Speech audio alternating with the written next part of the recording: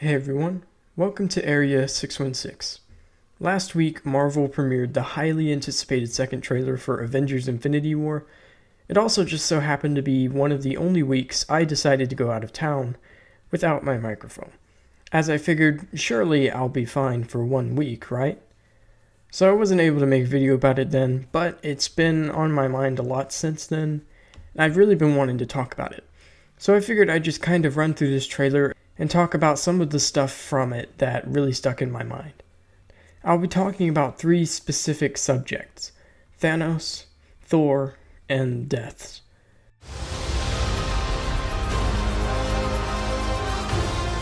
The first thing I wanted to talk about is Thanos' plan. In this trailer, we learn more about the Mad Titan's ultimate scheme, which is to assemble the full Infinity Gauntlet so that he can use it to wipe out half of the population of every world, in order to, as he puts it, balance the universe. Now, if you want to be nitpicky, this plan makes no sense. Considering things like the birth and death rate of humans, you can see that even with the Infinity Stones, this is an impossible task to pull off. Though he is called the Mad Titan, so I guess he's supposed to be a little crazy.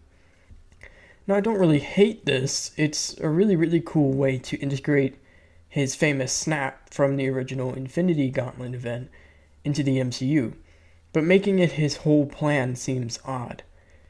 In Infinity Gauntlet, Thanos did that in an attempt to impress and win the heart of Death, who he was in love with. However, she repeatedly rejects and ignores him, making him an almost tragic figure. So in the comics, he has interesting motives for what he does. In the MCU, it's hard to see exactly how they can give wanting to wipe out half the universe understandable motives. But of course, it's not really fair to judge the movie based on its trailer. There's definitely a lot we don't know about it. The Russo brothers have said that Infinity War is really structured like a solo movie following Thanos, who, according to them, has the most screen time out of anyone. This is a smart move. I mean, it's a villain they've been building up to for almost 7 years, so it makes sense to spend a lot of time developing him. I'm hoping they do manage to make him an interesting and memorable villain, because the quality of this movie really is resting on his shoulders.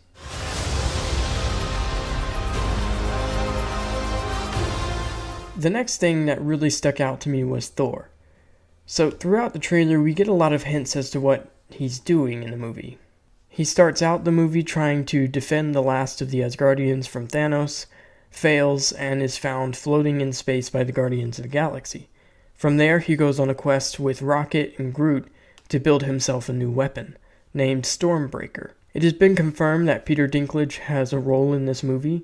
Rumors have ranged from him playing Pip the Troll, to MODOK, to one of Thanos' Black Order, but the most likely theory to me now is that he's playing Eitri, which I probably mispronounced, the dwarf king who originally forged Mjolnir for Odin.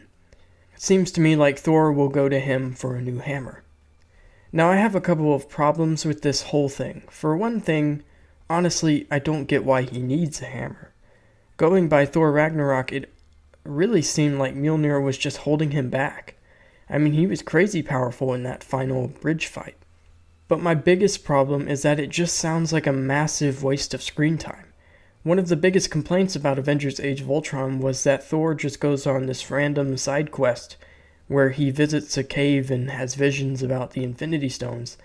That side plot contributes absolutely nothing to the plot of Age of Ultron, and actually detracts from the movie's overall quality. It sounds to me like it's the same thing here in Infinity War.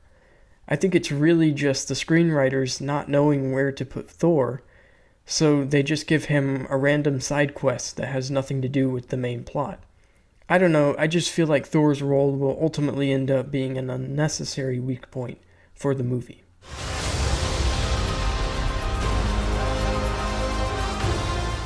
Throughout the trailers we've seen so far, it becomes apparent that there are a certain amount of characters that we see in one scene, but never show up again throughout any of the other footage, which leads me to believe they may end up being among Infinity War's body count. The most obvious is Loki. We've seen him in this scene of him presenting the Tesseract to Thanos many times, but we never see him again.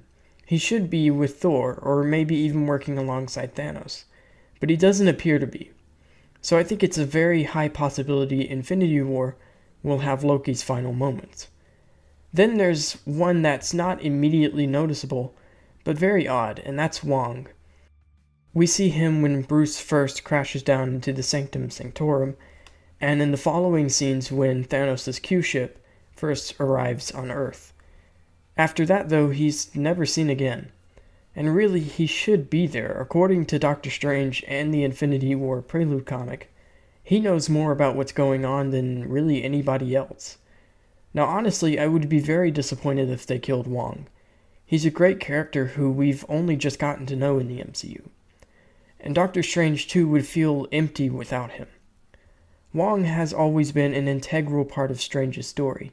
For him to just be killed off would, in my opinion, be a disservice to the character. But unless he's just kinda standing off screen in all of these scenes on Titan, it seems like that's where he's headed. At first, I thought Mantis was among these characters too. She's only seen in this trailer right here, in this very brief shot. But going back and watching the leaked San Diego Comic-Con trailer, we see that she actually goes to Titan alongside Iron Man, Doctor Strange, Spider-Man, Star-Lord, and Drax. Although I do still think she's a likely option for someone who could die here.